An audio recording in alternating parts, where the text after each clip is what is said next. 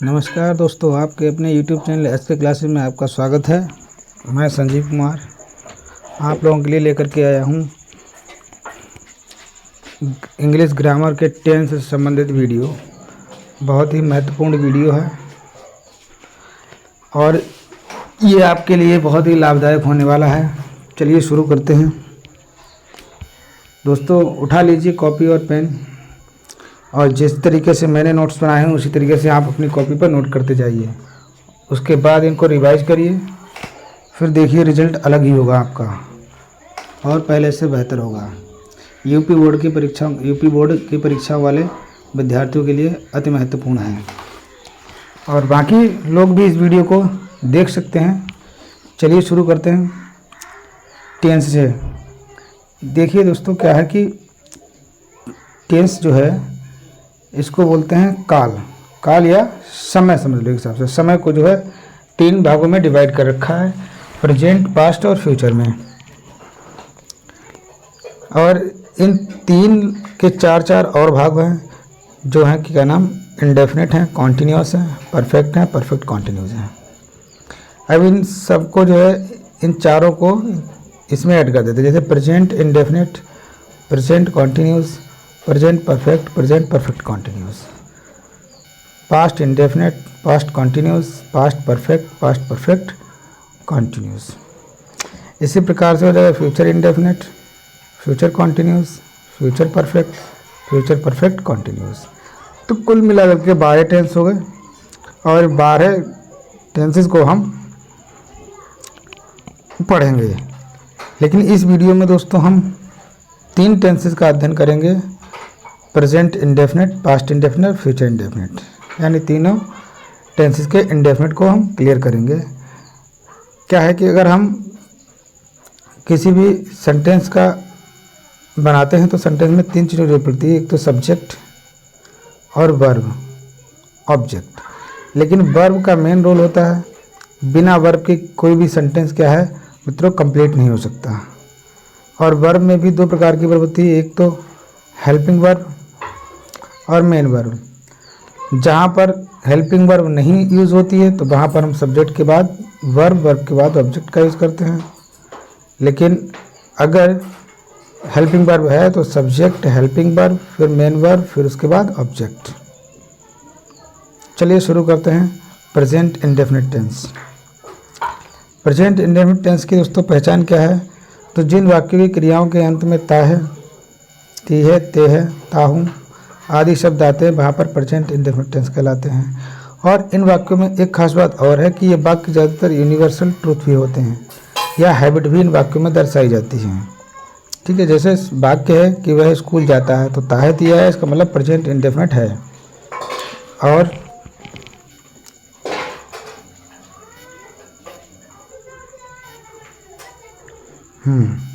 तो हम ये कह रहे थे, और यूनिवर्सल ट्रुथ भी होता है। यूनिवर्सल ट्रुथ का मतलब होता है कि जो वाक्य हमेशा सर्वव्यापी सत्य होते हैं जिनको हम झुठला नहीं सकते। जैसे कि सूर्य पूर्व से निकलता है तो वही भैया सूर्य जो है वो पूर्व से ही निकलता है।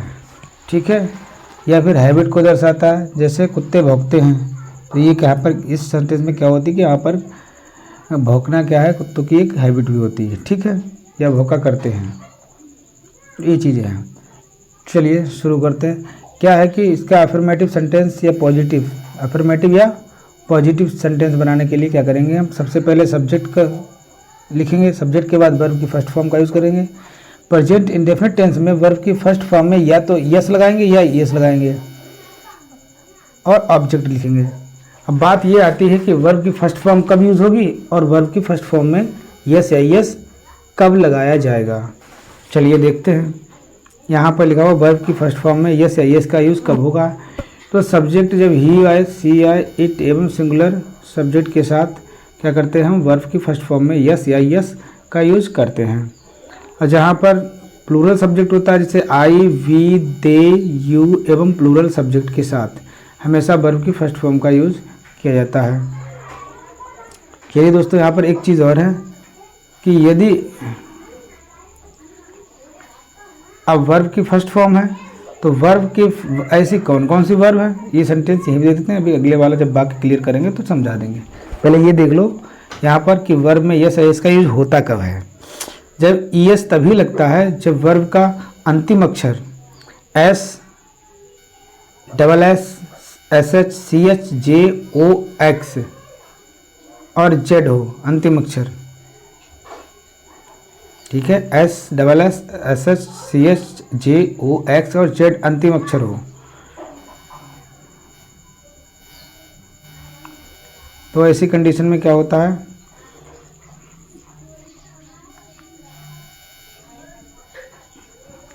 तब हम ई एस का प्रयोग करते हैं। जैसे एग्जाम्पल के लिए ओ आया गो, गो में हमने ई एस लगा दिया, गोज। किस हो गया, डबल एस है तो किसज हो गया, ई एस लगा दिया। सर्च है, सी एच आया लास्ट में, इसका मतलब सर्चेज हो जाएगा। क्लासेज है, एस एच है तो क्लासेज हो जाएगा। डू का डज हो जाएगा, अब आप समझ सकते हैं। मिक्स का मिक्सेज हो जाएगा। लास्ट में अगर एक्स है तो एक्स दिया हुआ है तो ई एस लगा देते हैं। क्विज है तो क्विज हो जाएगा। इस तरीके से हम वर्ब में यस आई एस का यूज करते हैं। एक कंडीशन और है, यदि वर्ब का अंतिम अक्षर वाई हो और इससे पहले कोई कंसोनेंट दिया, कंसोनेंट का मतलब व्यंजन दिया हो, जैसे बाई को तो आई में बदलकर ई एस लगाते हैं। जैसे क्राई, यहाँ पर क्या हुआ, बाई दिया हुआ अंतिम, तो बाई को हटा देंगे और आई ई एस लगा देंगे, मतलब आई में बदलकर और ई एस लगा देंगे। ठीक है, फ्लाई है तो फ्लाई को बाई को हटाकर आई लगाकर उसके बाद ई एस लगाया जाता है। जैसे कॉपी है तो कॉपी में हमने वाई को हटा दिया और आई लगाया, उसके बाद ई एस एड कर दिया। ठीक है, आई में बदलकर और ई एस का यूज करते हैं। मैं उम्मीद करता हूं दोस्तों कि यहाँ तक आप लोगों को ये चीज़ें समझ में आ रही होंगी। मेरा ये वीडियो अगर आपको पसंद आ रहा है तो दोस्तों लाइक करें, सब्सक्राइब करें और अपने मित्रों को शेयर करना बिल्कुल भी ना भूलें। ये बहुत यूपी बोर्ड की परीक्षाओं के लिए अत्यंत लाभदायक वीडियो है। यदि वर्ब का अंतिम अक्षर वाई हो और इससे पहले कोई वॉवेल आए, समझते रहे ना, यदि अंतिम अक्षर बाई हो लेकिन उससे पहले वॉवेल आए तो बाई को आई में नहीं बदलते बल्कि सीधे एस का प्रयोग करते हैं। स्टे का स्टेज, इंजॉय का इंजॉयस। यानी अगर यहाँ पर वॉवेल्स आते हैं ए, ई, आई, ओ, यू, इन 5 लेटर्स में से कोई लेटर यूज होता है बाई से पहले, तो हम क्या करते हैं, ऐसी कंडीशन में सिर्फ एस का प्रयोग करते हैं और आई ई एस में नहीं बदलते हैं।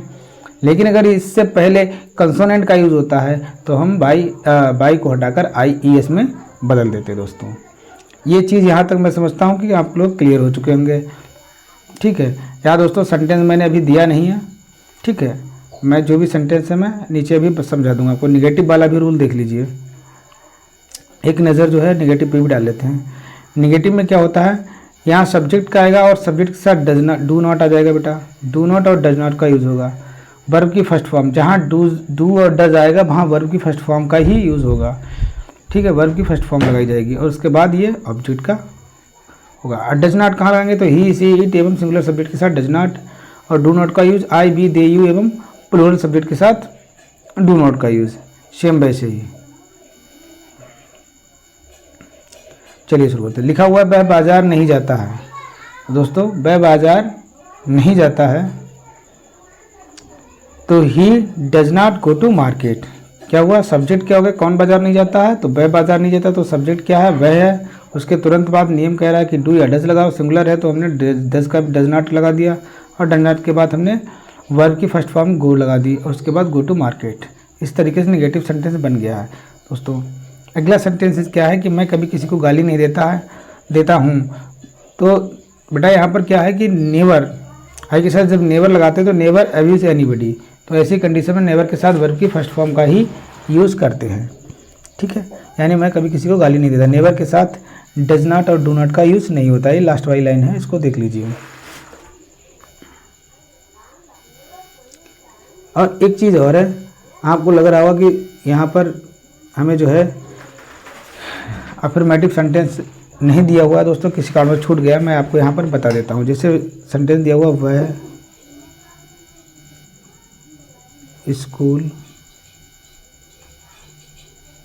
जाता है, तो सब्जेक्ट क्या है, ही। सब्जेक्ट क्या है बेटा, ही के साथ क्या है, जाता है। मैंने कहा था ना वर्ब की फर्स्ट फॉर्म में ही क्या है, सिंगुलर सब्जेक्ट है, तो यहाँ पर गो हो जाएगा और गो में हम क्या लगा देंगे, ई एस लगा देंगे, गोज़ टू स्कूल। ठीक, इस तरीके से हम क्या करेंगे, अफर्मेटिव सेंटेंस को बनाएंगे। अगर यहाँ पर क्या होता, मैं स्कूल जाता हूँ, तो आई सब्जेक्ट आता और आई के साथ वर्ब की फर्स्ट फॉर्म का यूज होता। इसका भी ध्यान रखना। अगर यहाँ पर यू होता तो यू के साथ भी यू गो टू स्कूल आता सब्जेक्ट। अब मैं समझता हूँ दोस्तों यहाँ तक ये चीज़ें क्लियर हो गई होंगी। चलिए इंट्रोगेटिव पे एक नज़र डालते हैं।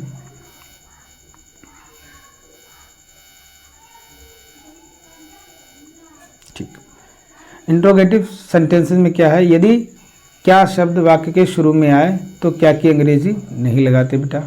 तो क्या की अंग्रेजी नहीं लगाते हैं, क्या शब्द की तो क्या लगाते हैं, तो हम ऐसी कंडीशन में हेल्पिंग वर्ब डज या डू का यूज़ पहले करते हैं। तो मैंने शुरू में क्या कर दिया, डू और डज लगा दिया। इसके तुरंत बाद मैंने सब्जेक्ट का यूज़ किया और फिर वर्ब। जहाँ डू और डज आएगा वहाँ वर्ब की फर्स्ट फॉर्म लगेगी। देखिए दोस्तों एक बात ध्यान रखना भाइयों, जब अफर्मेटिव सेंटेंस बनाएंगे प्रेजेंट इंडेफिनिट का, तो वर्ब की फर्स्ट फॉर्म में यस है, यस लगेगा सब्जेक्ट के अनुसार। लेकिन यदि निगेटिव और इंट्रोगेटिव है तो यहाँ पर वर्ब की फर्स्ट फॉर्म का ही यूज़ होगा। इस बात का ध्यान रखना। क्या तुम उसके साथ नहीं खेलते हो, हाँ क्या शब्द शुरू में है तो यू के साथ डू आएगा तो डू लगा दिया। नहीं खेलते तो जब इंट्रोगेटिव के साथ निगेटिव लगा हो तो उसमें हम सब्जेक्ट और मेन वर्ब के बीच में हम क्या लगाते हैं, नॉट का यूज़ करते हैं। तो मैंने लगा डू यू नॉट, उसके बाद वर्ब की first form with him, object हो गया। यानी do you not play with him, तुम उसके साथ खेलते हो। आगे नेक्स्ट अगला रूल क्या है, यदि क्या, कब, क्यों, कैसे और कहाँ आदि प्रश्नवाचक शब्द वाक्य के बीच में आए तो इसकी अंग्रेजी सबसे पहले लिखते हैं। ध्यान रखना, यदि प्रश्नवाचक शब्द क्या, कब, क्यों, कैसे और कहाँ ये शब्द प्रश्नवाचक उस वाक्य के बीच में आए तो इनकी अंग्रेजी सबसे पहले लिखते हैं। और मैंने इनको एक नाम दे दिया है WH फैमिली। ठीक है, और WH फैमिली सब में WH आता है तो WH पहले लिखेंगे और उसके बाद डू और डज का यूज़ करेंगे, फिर सब्जेक्ट, फिर वर्ब की फर्स्ट फॉर्म, फिर ऑब्जेक्ट। बे स्कूल कब जाते हैं तो ये कब जो है प्रश्नवाचक शब्द है, ये वाक्य के बीच में है तो इसकी अंग्रेजी सबसे पहले लगाएंगे। इसके बाद डू या डज, क्योंकि यहाँ पर बे है, बे की अंग्रेजी दे होती है और दे क्या है, बहुवचन है, बहुवचन है तो डू का यूज़ होगा। तो मैंने कहा ठीक है, when do they go to school. चलिए अगला रूल है, यदि निगेटिव वाक्य हो, यदि वाक्य निगेटिव हो तो नॉट का प्रयोग सब्जेक्ट और वर्ब के बीच में करते हैं। अभी पिछले सेंटेंस में हम आपको देख चुके हैं, वही वाला ये रूल है ना। तो वह हारमोनियम कब नहीं बजाती है, तो भैया नहीं बजाती, कब नहीं बजाती है तो कब की अंग्रेजी पहले लिखी, उसके बाद में डज लगा देगी, सी के अनुसार लगाएंगे। सब्जेक्ट क्या है सी, तो इसके अनुसार हम डज लगाया, उसके बाद में नॉट और फिर प्ले ऑन हारमोनियम। क्लियर हुआ। उसके बाद क्या करते हैं, हु के साथ डज शब्द का यूज, डू और डज का शब्द का यूज नहीं मतलब नहीं आता है, बल्कि हु स्वयं में सब्जेक्ट होता है, इसीलिए हु के साथ हमेशा वर्ब की फर्स्ट फॉर्म में यस इसका यूज होता है। जैसे उसे अंग्रेजी कौन पढ़ाता है, तो मैंने कहा कौन की अंग्रेजी पहले लिखी, हु के तुरंत बाद वर्ब आ गई। ठीक है, यानी हु और वर्ब क्या हो गए, टीचेज और हिम, है ना। उसे की अंग्रेजी हिम, टीचेज हिम। क्या पढ़ाते हैं, अंग्रेजी, तो हु टीचेज हिम इंग्लिश, यानी उसे अंग्रेजी कौन पढ़ाता है।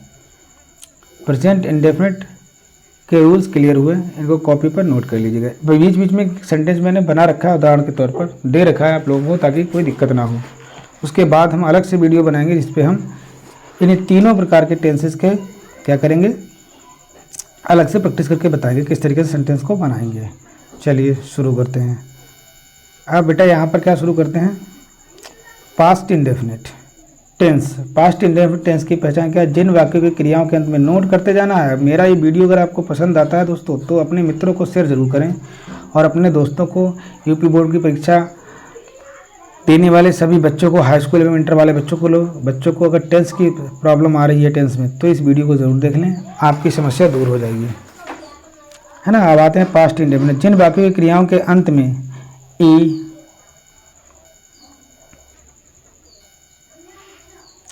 अंत में अ, ई था, थी, थे, ता था, ती थे, ते थे, सका, सकी, सके आदि शब्द आए तो समझना पास्ट इंडेफिनेट टेंस है। पास्ट इंडेफिनेट टेंस इन वाक्यों में भी क्या होती है, सब्जेक्ट अपनी आदत प्रकट करता है बेटा। ठीक है। अफर्मेटिव सेंटेंस बनाने का रूल क्या है? अफर्मेटिव सेंटेंस बनाने का रूल है, पहले सब्जेक्ट के साथ यहाँ पर क्या आ जाए, वर्ब की सेकेंड फॉर्म, और उसके बाद ऑब्जेक्ट का यूज़ करेंगे। उसने अपना पाठ याद किया, तो उसने की इंग्लिश हो गई बेटा ही, और याद करना की हो गई लर्न। लर्न की हमने सेकेंड फॉर्म यहाँ पर लिखी है लर्नड, और उसके बाद अपना पाठ तो हिज लेसन। एक चीज़ और याद रखना है, अगर सब्जेक्ट ही है तो अपने की अंग्रेजी हिज आएगी। ठीक है। अगर सब्जेक्ट आई है तो अपनी अंग्रेजी माई आएगी। अगर सब्जेक्ट यू है तो अपनी की अंग्रेजी और आएगी। अगर सब्जेक्ट दे है तो अपनी अंग्रेजी देयर आएगी। ठीक है। चलिए आगे देखते हैं।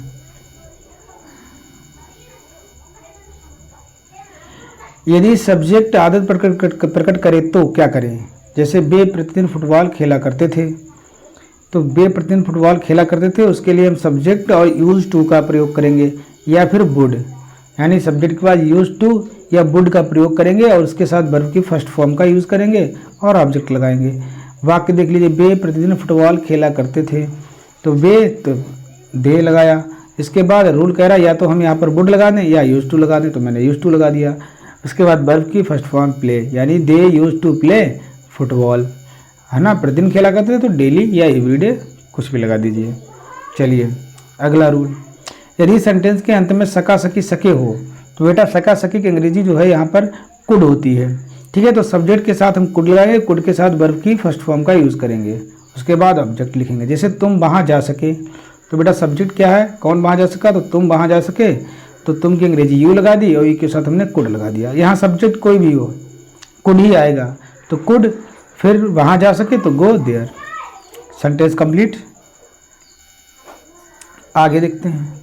दिया है सेंटेंस में यदि तो शब्द या अवश्य होने पर, ऐसी कंडीशन में सब्जेक्ट के बाद डिड और वर्ब की फर्स्ट फॉर्म का यूज़ होता है बेटा, और उसके बाद ऑब्जेक्ट लगाते हैं। वह पढ़ता तो था, तो ही डिड रीड, वह पढ़ता तो था, ही डिड रीड। क्लियर।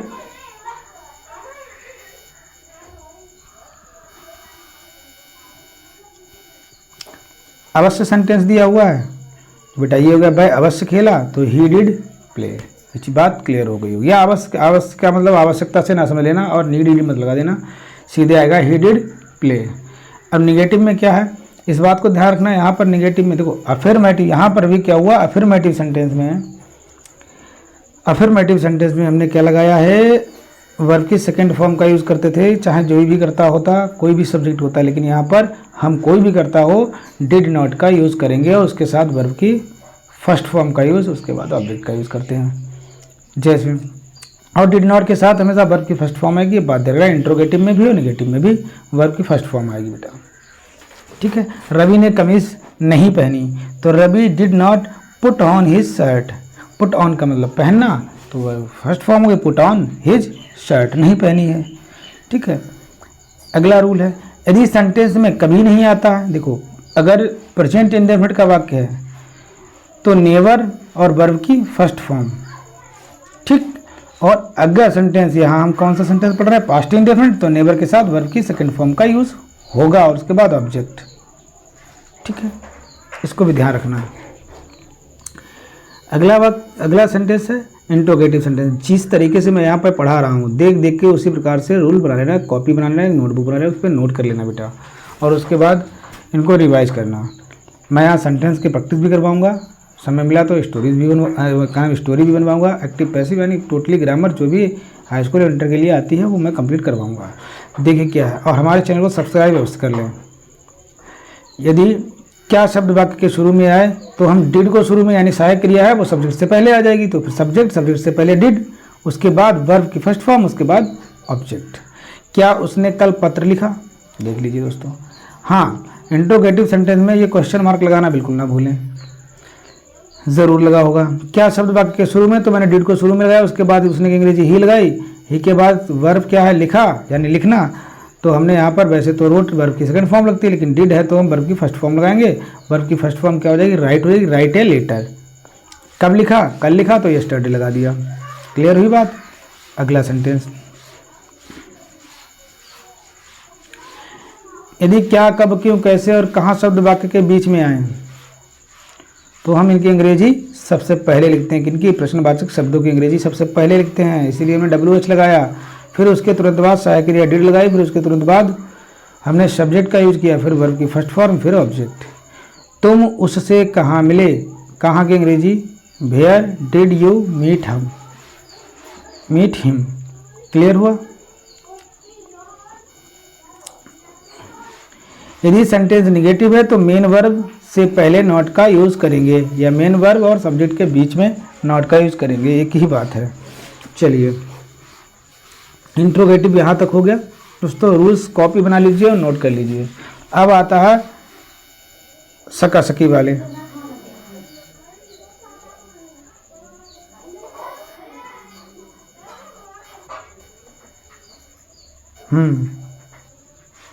चलिए, सका सकी के लिए हमने कुड का यूज किया। तो बेटा कुड, अब वही तरीका है, सहायक क्रिया चाहे कुड हो चाहे कोई और सहायक क्रिया हो, सब्जेक्ट से पहले आ जाएगी उठ करके। तो मैंने यहाँ पर क्या किया, उससे पहले सब्जेक्ट से पहले कुड और सब्जेक्ट के बाद वर्ब की फर्स्ट फॉर्म फिर ऑब्जेक्ट। ठीक है। यदि सेंटेंस निगेटिव हो तो मेन वर्ब से पहले नॉट का यूज करते हैं बेटा, मेन वर्ब ना। क्या वे घर पहुंच सके थे, तो मैंने कुड को पहले लगाया, फिर दे, फिर रीच होम, है ना, और क्वेश्चन मार्क। चलिए, जैसे हम प्रेजेंट इंडेफिनिट टेंस में क्या करते थे, हु के साथ जो है वर्ब की फर्स्ट फॉर्म का यूज करते थे, या यस या इसका भी यूज करते थे। यहाँ वर्ब की फर्स्ट फॉर्म हु के साथ वर्ब की सेकेंड फॉर्म का यूज होता है। यदि हु वाला सेंटेंस निगेटिव है तो डिड नॉट और वर्ब की फर्स्ट फॉर्म लगाते हैं, इसको ध्यान में रखना है। सुरेश को गणित किसने पढ़ाया, तो हु पहले आया, किसने अंग्रेजी हो गई who taught Suresh mathematics, Suresh को गणित किसने पढ़ाया। ठीक है, क्लियर हुआ। चलिए, किसने पाठ याद नहीं किया, तो who did not learn the lesson, किसने पाठ याद नहीं किया। ठीक है। अब वाक्य जो दिया हुआ है सेंटेंस की नहीं जाया करता था, तो वही वाला जाया करता था, यहाँ नहीं जाया करता था, तो would not go to, did not use to go, है ना, तो वही तरीका है। तो यहाँ पर क्या दिया हुआ है, पिछले साल कौन यहाँ नहीं आया, तो वुड लगाया, हु और वुड नॉट कम हियर, है ना। जाना जाया करता था होता तो गो होता, और आया करता था तो कम लगा दिया, हेयर लास्ट ईयर। ये समझ में आ गया होगा। चलिए दोस्तों, अगला सेंटेंस है future indefinite tense. Future indefinite tense में क्या है बेटा, कि जिन वाक्यों की क्रियाओं के अंत में हम गा गी गे लगा होता है वहाँ पर फ्यूचर इंडेफिनिट टेंस होता है, और पहचान कर लेते हैं कि भैया ये फ्यूचर इंडेफिनिट का टेंस है, तो हम फ्यूचर इंडेफिनिट का ही रूल लगाएंगे, है ना। पास्ट की पहचान हमने पढ़ी और प्रेजेंट इंडेफिनिट की पहचान पढ़ी, सारी की सभी सेंसेस के पहचान बेटा तुमको याद होनी चाहिए, अच्छे से लर्न कर लेना, कॉपी पेज को नोट कर लेना। ठीक है। इसके बाद सब्जेक्ट बिल शैल और वर्ब की फर्स्ट फॉर्म, यानी अफर्मेटिव सेंटेंस तो सब्जेक्ट लगाएंगे और बिल और सेल का यूज होगा, उसके बाद वर्ब की फर्स्ट फॉर्म और ऑब्जेक्ट। ठीक है, बिल और सेल होगा, लेकिन सेल कहाँ होगा यूज और बिल कहाँ यूज होगा, चलिए देखते हैं। शैल है तो आई बी के साथ हम शैल का यूज करेंगे, और अन्य सभी कर्ताओं के साथ हम सब्जेक्ट के मतलब बिल का यूज करेंगे, और कल की अंग्रेजी बेटा यहाँ पर हम टुमारो लगाएंगे, इस बात को भी ध्यान रखना है। हम कल सिनेमा जाएंगे, तो बी हम की अंग्रेजी हो गई बी, और बी के साथ हम लगाएंगे सेल, आई होता तब भी सेल लगाते, गो टू सिनेमा टुमारो। ठीक। और एक चीज और बात है, यदि वाक्य में इच्छा, विश्वास, संकल्प, आदेश, धमकी और वायदा, ये सारे शब्द या ये भाव प्रकट होते हों, ठीक है, तो वायदा आदि प्रकट हो तो आई और बी के साथ हम बिल का प्रयोग करते हैं, अन्य सभी कर्ताओं के साथ हम शैल का यूज करेंगे। ठीक है, शैल का यूज करते हैं, वही तरीका है, ध्यान रखना। वे ये काम अवश्य करेंगे, तो दे शैल डू दिस वर्क, यानी दे शैल, वर्ब हो गई डू, दिस वर्क यानी करना की डू इंग्लिश हो गई, और यह काम तो दिस वर्क। क्लियर हुई। वाक्य गति निगेटिव है, निगेटिव है बेटा, तो क्या करेंगे, बिल और सेल जहाँ पर दिया हुआ है उसके तुरंत बाद नॉट का यूज़ करेंगे, बाकी वही तरीका है। शिकारी ने हिरन को नहीं मारा तो the hunter will not kill a deer, यानी हमें क्या कहते हैं, किल ए डियर, यानी बिल के बाद नॉट का यूज़ कर दिया। और कभी नहीं, नेवर की अंग्रेजी हम कभी नहीं लगाते हैं, इस बात को भी ध्यान रखना। अगला वाक्य, अगला सेंटेंस है, हम तालाब में कभी नहीं नहाएंगे, तो we shall never bathe in the pond. यहाँ पर वर्ब की फर्स्ट फॉर्म पहले से ही दी हुई है, तो हम केवल नेवर का प्रयोग करेंगे, नॉट का प्रयोग नहीं करेंगे। कभी नहीं शब्द यूज होता है, तो इस बात को भी बच्चों ध्यान रखना है। इंट्रोगेटिव सेंटेंस का यूज हम करते हैं। इंट्रोगेटिव सेंटेंस यदि क्या शब्द वाक्य के शुरू में आए तो हम बिल और सेल को बेटा शुरू में ले आते हैं, सब्जेक्ट से पहले यूज करते हैं, और सब्जेक्ट के बाद वर्ब की फर्स्ट फॉर्म, उसके बाद हम ऑब्जेक्ट का यूज करते हैं। क्या रंजना गाना गाएगी, तो मैंने क्या किया, रंजना यानी सब्जेक्ट है, तो इससे पहले मैंने बिल का यूज किया, यानी बिल रंजना सिंगे सॉन्ग, वही तरीका। यहाँ तक समझ में आ गया होगा। आगे, यदि क्या कब क्यों कैसे आदि प्रश्नवाचक शब्द वाक्य के बीच में आए तो इनकी अंग्रेजी सबसे पहले लिखते हैं। प्रश्नवाचक शब्द अगर वाक्य के बीच में आए तो इनकी अंग्रेजी सबसे पहले लिखते हैं। क्या कब क्यों कैसे, क्या की अंग्रेजी होती है व्हाट, वे कब की अंग्रेजी होती है वैन, क्यों की अंग्रेजी होती है वाई, कैसे की अंग्रेजी होती है हाउ, कहाँ की अंग्रेजी होती है वेयर, इंग्लिश होती है वेयर। तो इन सब में कहीं ना कहीं WH आ रहा, तो मैंने यहाँ पर WH लिख दिया पहले, इसके तुरंत बाद बिल और सेल, और इसके बाद सब्जेक्ट, सब्जेक्ट के बाद वर्ब की फर्स्ट फॉर्म, वर्ब की फर्स्ट फॉर्म के बाद ऑब्जेक्ट।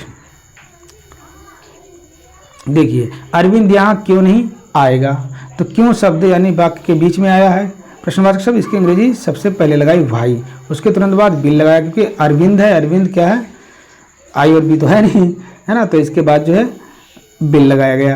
अब क्या नाम, अरविंद से पहले बिल लगाया, यानी वाई विल अरविंद, और इसके तुरंत बाद नॉट, यानी वर्ब से पहले नॉट का यूज क्योंकि नहीं लगा हुआ है, तो नॉट का यूज कम हेयर, यानी why will Arvind not come hair.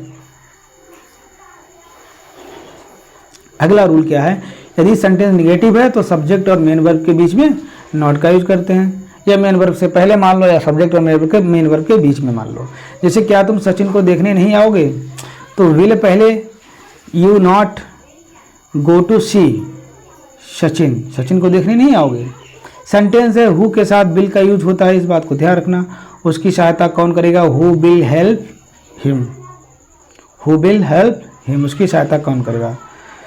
बच्चों यहाँ तक तो ये वीडियो बन गए। अब अगली बार मैं जब भी लाऊंगा तो उसमें सिर्फ और सिर्फ कुछ 15-20 लगभग सेंटेंसेस होंगे, और इन्हीं तीनों से संबंधित होंगे, और उन पर हम चर्चा करेंगे, उनको हम आपको बताएंगे किस तरीके से बनाए जाते हैं, हिंदी से इंग्लिश को ट्रांसलेशन कैसे करते हैं सेंटेंस में। नमस्कार बच्चों, अगर यदि आपको ये वीडियो पसंद आया है तो दोस्तों को ज़रूर शेयर करें।